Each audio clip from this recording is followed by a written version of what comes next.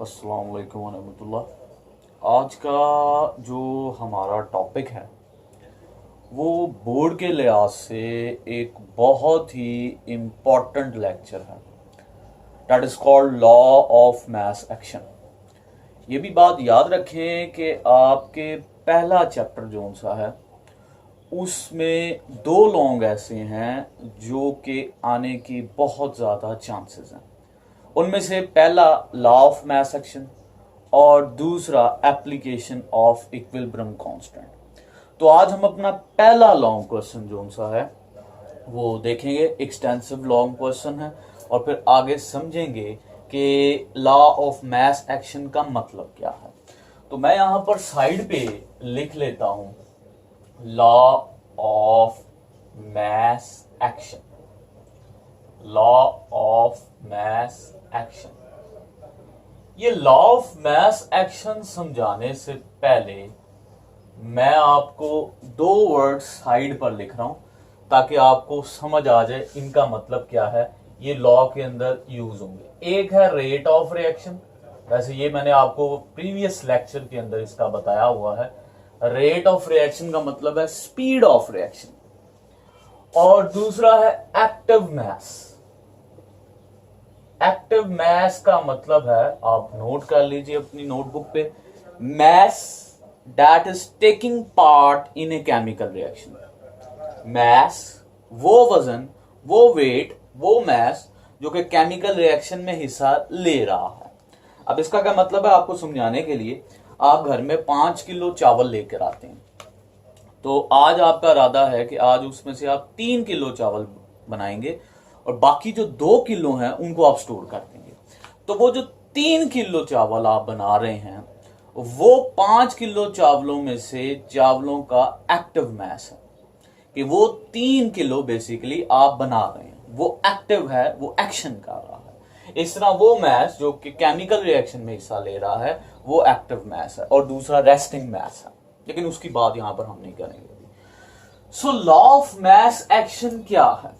आपको नाम से ही पता चल रहा है ये एक लॉ है और लॉ आपको पता है चेंज नहीं होता। It is uniform fact of nature, sorry, कि मतलब जो लॉ एक दफा बन गया या प्रिंसिपल बन गया वो वापस चेंज नहीं होगा। अब law of mass action basically है क्या? केमिकल रिएक्शन के अंदर गौर से जरा बात को सुने। ये जो मास है केमिकल रिएक्शन में, जो मास है वो रेट ऑफ रिएक्शन के ऊपर कैसे डिपेंड करता है।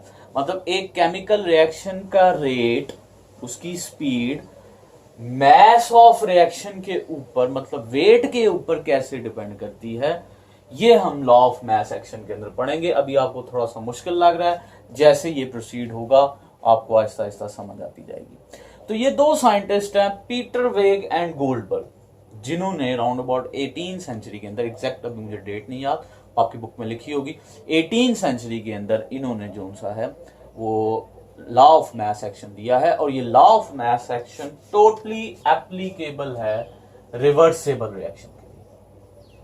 सिर्फ और सिर्फ ये रिवर्सेबल रिएक्शन में अप्लाई होता है। इरिवर्सेबल रिएक्शन के अंदर इसका कोई भी काम नहीं है। ये बात मेरी याद रखें। अब आगे चलते हैं। अब सबसे पहले हम बात करते हैं कि लॉ ऑफ मास एक्शन की स्टेटमेंट क्या है। सबसे पहले, अच्छा, what is law of mass action? इस स्टेटमेंट को मैं दो स्टेटमेंट में स्प्लिट कर रहा हूं। ये बहुत इंपॉर्टेंट, बोर्ड के लिहाज से शॉर्ट भी है। दो स्टेटमेंट के अंदर मैं स्प्लिट कर रहा हूं। पहली स्टेटमेंट, द एक्टिव मास, या सॉरी इसको मैं थोड़ा और सिंपल कर देता हूं, the rate of reaction, rate of reaction mean speed of reaction is directly proportional to the active mass of the substance। ठीक हो गया। इसको अभी मैं बाद में समझाता हूं, पहले मैं यहां पर लिख लूं। और the rate of overall reaction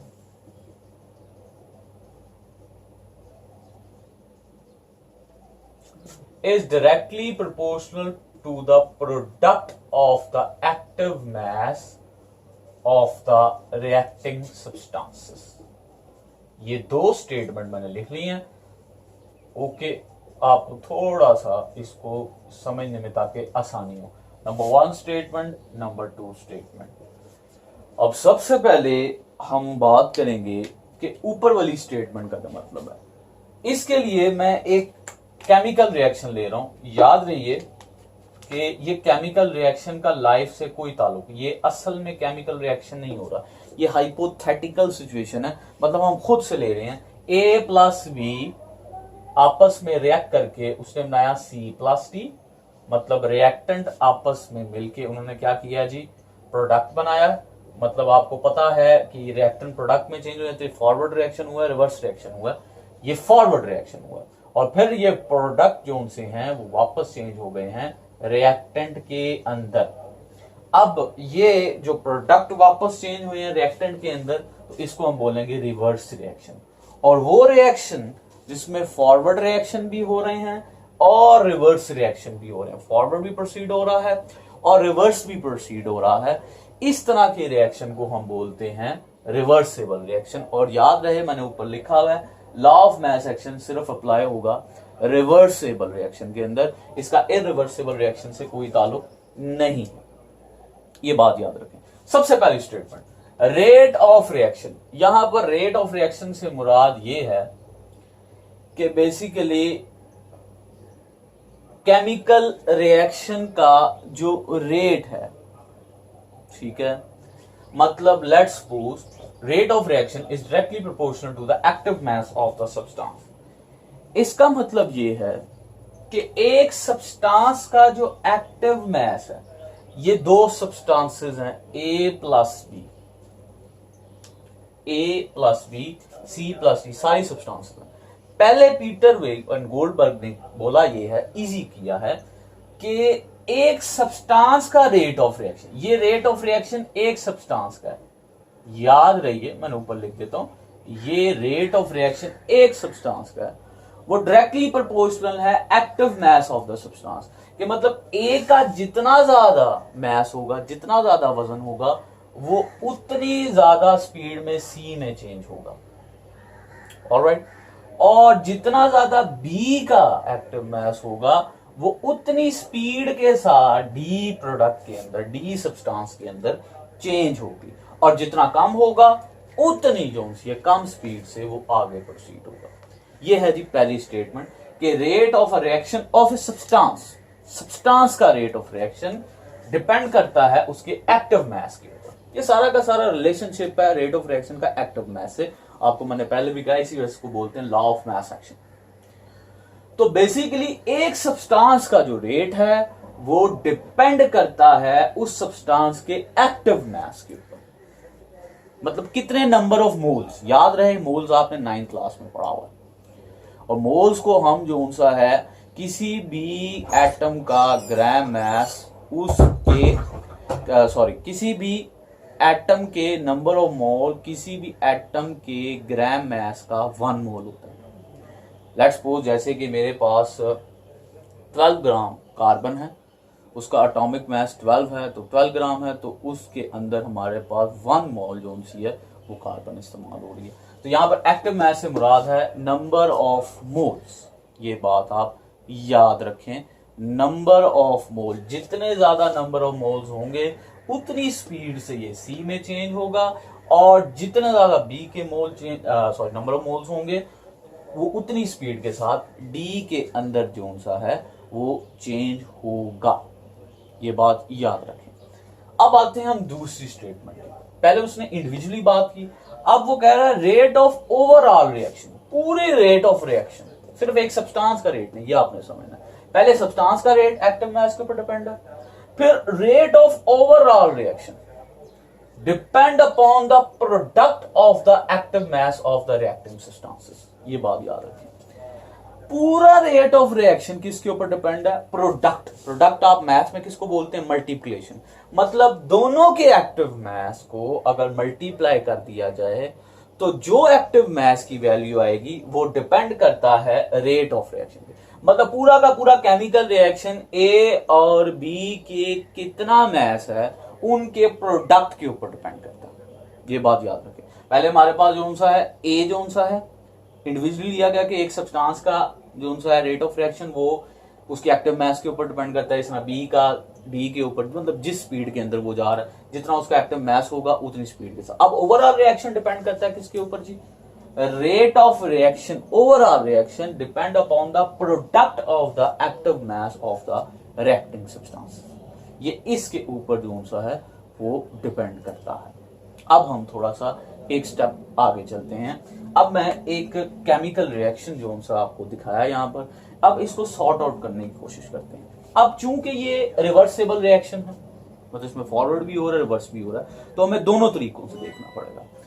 forward भी हो रहा है और रिवर्स भी हो रहा है। अब आपने स्टेटमेंट तो अच्छी तरीके से समझ ली कि पहले हमारे पास सब्सटेंस के एक्टिव मास के ऊपर डिपेंड करेगा, ठीक है। एक केमिकल उसका जो रेट ऑफ रिएक्शन है वो उसकी एक्टिव मास के ऊपर, पूरे के पूरा जो केमिकल रिएक्शन है वो दोनों के एक्टिव मास के ऊपर डिपेंड, मतलब जितना ज्यादा ए और बी का मास होगा उतनी स्पीड के साथ वो सी और डी में चेंज होगा। ये तो बात हो गई। अब हम बात करते हैं कि जब ये रिवर्सिबल रिएक्शन है तो हमें दोनों तरीके से देखिए। पहले हमें देखना पड़ेगा कि रेट ऑफ फॉरवर्ड रिएक्शन किसके ऊपर डिपेंड करता है। रेट ऑफ फॉरवर्ड रिएक्शन किसके ऊपर डिपेंड करता है जी?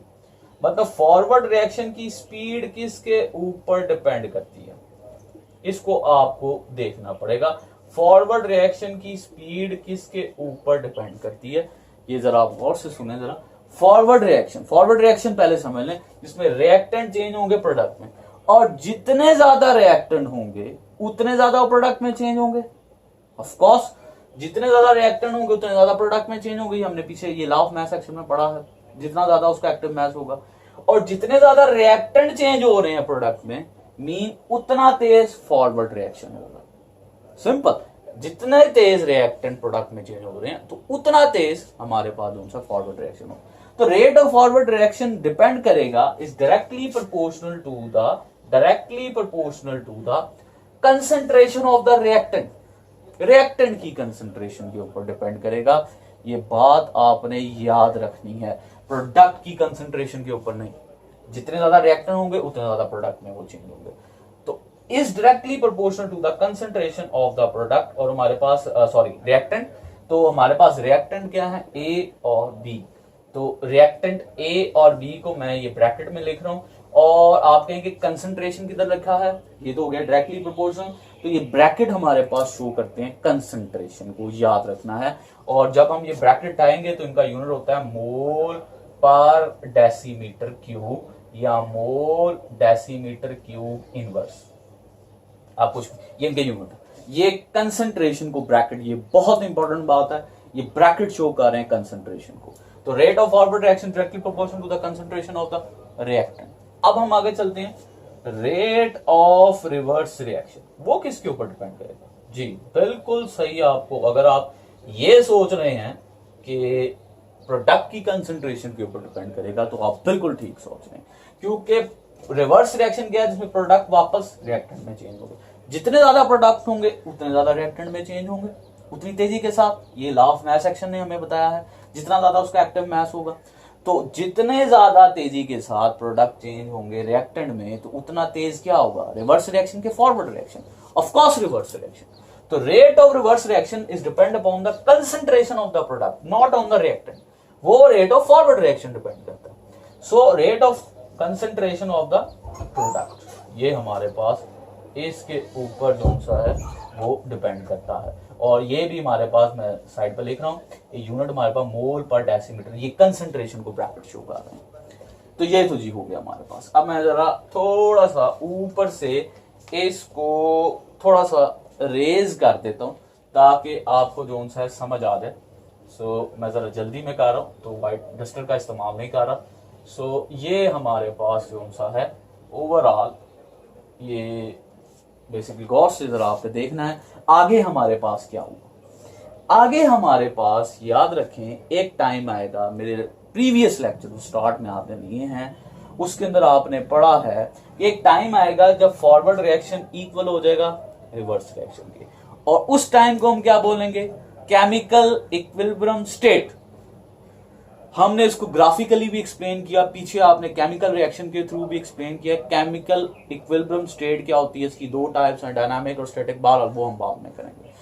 अभी हम ये पढ़ रहे हैं कि ये एक टाइम आएगा कि उसके अंदर केमिकल इक्विलिब्रियम आ जाएगा, तो हम जिसके अंदर rate of forward reaction equal हो जाएगा rate of reverse reaction. Rate of forward reaction equal हो गया रेट ऑफ रिवर्स रिएक्शन। ये बात याद रखें, ये बात हमारे पास याद रखें, ये रिवर्स रिएक्शन के इक्वल हो गया हमारे पास ये। So rate of forward reaction क्या है, concentration of the product sorry reactant A और B equal concentration of the product. Rate of reverse reaction किसके इक्वल है, concentration of the product. So physics के अंदर जब हम कांस्टेंट लाते हैं तो हमारे पास इक्वल आता है, प्रोपोर्शनैलिटी कांस्टेंट आता है।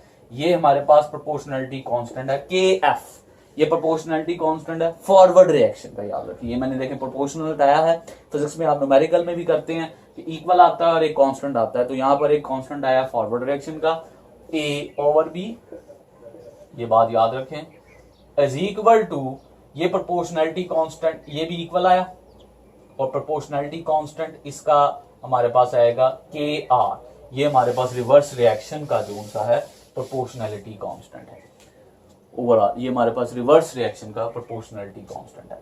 तो ये C और D मतलब कंसंट्रेशन ऑफ द प्रोडक्ट, तो ये हमारे पास आ गया। सिर्फ मैंने प्रोपोर्शनैलिटी कांस्टेंट आए हैं, तो ये KF आ गया, proportionality constant of forward, and that is proportionality constant of reverse reaction. ये बात याद रखिए। तो अब हम क्या करेंगे, आपको पता है सिंपल मैथमेटिकल रूल, ये यहां पर मल्टीप्लाई हो रहा है, वहां पर जाके डिवाइड हो जाएगा। ये KF और KR हो गया, ये हमारे पास मल्टीप्लाई हो रहा है, उधर जाके डिवाइड हो जाएगा CD और AB। और एक और बात याद रखिए, ये proportionality constant of F and proportionality constant of mean forward and reverse reaction, ये एक और कांस्टेंट के इक्वल होते हैं जिसको हम बोलते हैं प्रोपोर्शनैलिटी कांस्टेंट। ये इक्विलिब्रियम कांस्टेंट भी कहलाता है, KC इक्विलिब्रियम कांस्टेंट।